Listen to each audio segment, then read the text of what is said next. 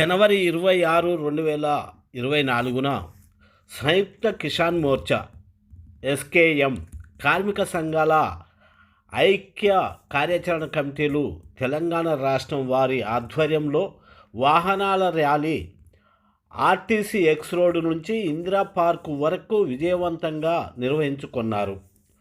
ఈ సందర్భంగా ఏఐపిఎస్కే all India SKM Telangana incharge గారు చంద్రశేఖరరావు గారు మాట్లాడుతూ 26వ తారీఖు రేపు 16వ తారీఖు తెలంగాణ బంద్ను విజయవంతం చేయాలని కార్మిక సంఘాల నాయకులకు, కార్యకర్తలకు, రైతు సంఘాల కార్యకర్తలకు పిలుపునిచ్చారు.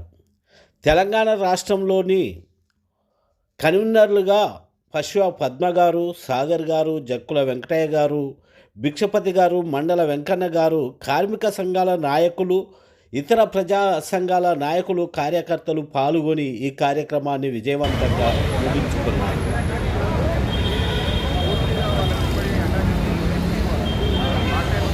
చంద్రశేఖర్, ఏఐపికేఎస్ తెలంగాణ రాష్ట్ర అధ్యక్షుడిని, పద్మగా చెప్పినట్టు ఆల్ ఇండియా ఎస్కేఎం ఎన్సిసి సోదరి సోదరులారా, ఏదేమైనా రైతాంగం తమ గిట్టుబాటు ధరల కోసం గత అనేక సంవత్సరాల నుంచి పోరాటం చేస్తున్నటువంటి పరిస్థితి అనేటువంటిది ఈ దేశంలో, ఈ రాష్ట్రంలో మనం చూస్తూ వస్తున్నాం.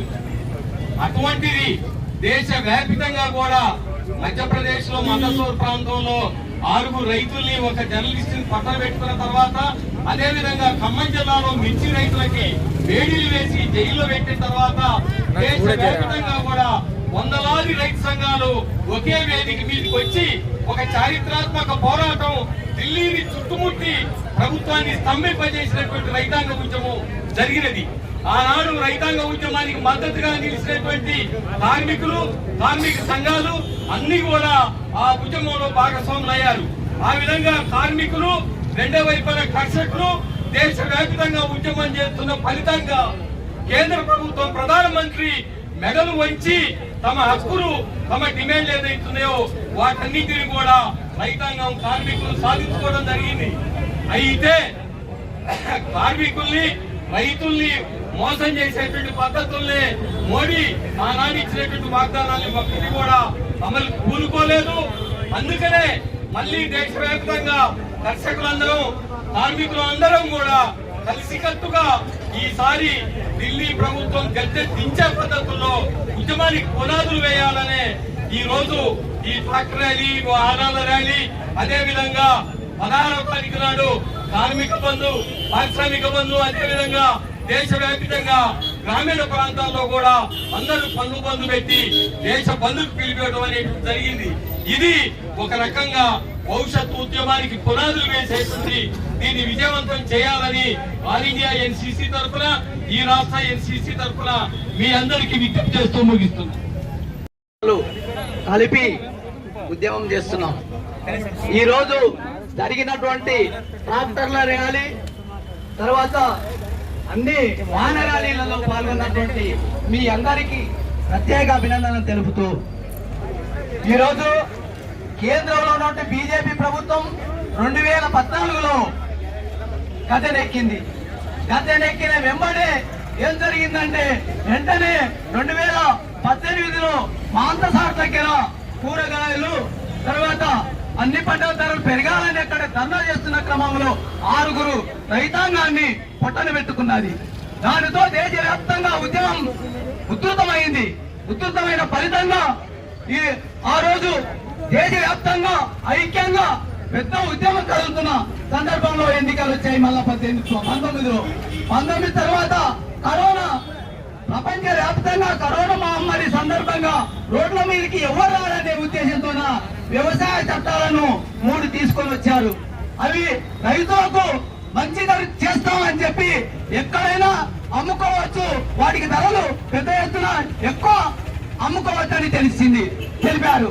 కానీ అది రైతాంగానికి చాలా నష్టం చేస్తుందని తెలిపి అక్కడ ఉన్నటువంటి రైతాంగం ఐక్యమై దాదాపు ఉద్యమం చేసింది.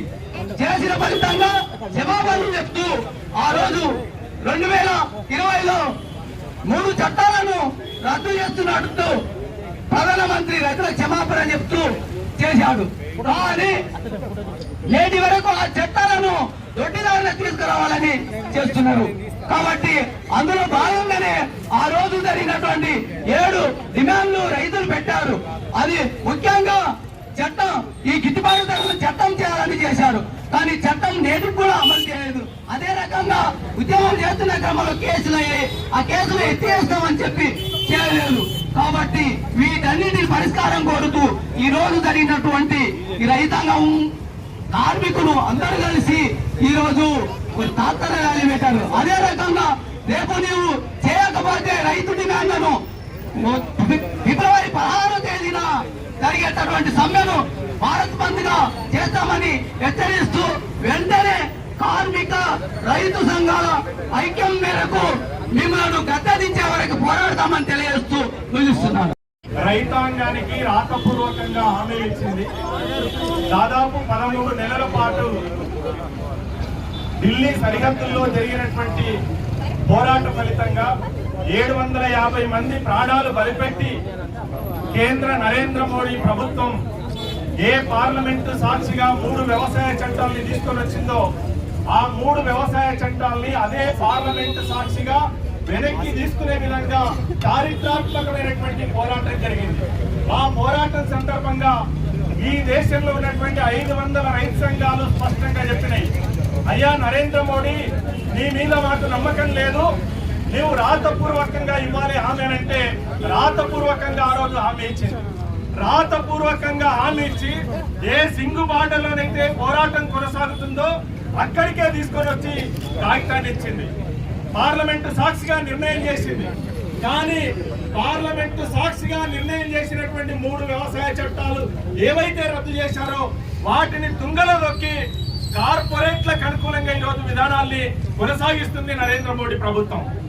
దాంట్లో ఈరోజు దేశంలో వ్యవసాయ రంగానికి సహకార రంగానికి అనుకూలంగా ఉన్నటువంటి దాదాపుకు 100% గ్రామీణ ప్రాంత ప్రజానీకానికి రుణాలు ఇస్తున్నటువంటి సహకార రంగాన్ని నిర్వీర్యం చేసే విధంగా మల్టీ స్టేట్ కోఆపరేటివ్ సొసైటీస్ పేరుతోన ఈరోజు పార్లమెంటులో బిల్లులు పెట్టి దాన్ని ఆమోదించుకొని సహకార రంగాన్ని కూడా పూర్తిగా కార్పొరేట్ శక్తులకు కట్టబెట్టే దానికోసం కేంద్ర నరేంద్ర మోడీ ప్రభుత్వం ప్రయత్నం చేస్తా ఉంది. అంతేకాదు రైతాంగంతో మాట్లాడకుండా, రైతు సంఘాలతో చర్చించకుండా విద్యుత్ సవరణ బిల్లుని పార్లమెంటులో పెట్టనని చెప్పి హామీ ఇచ్చింది. కానీ రైతు సంఘాలతో గాని రైతు ప్రతినిధులతో గాని మాట్లాడకుండా డైరెక్ట్ గా పార్లమెంటులో విద్యుత్ సవరణ బిల్లును ప్రవేశపెట్టింది.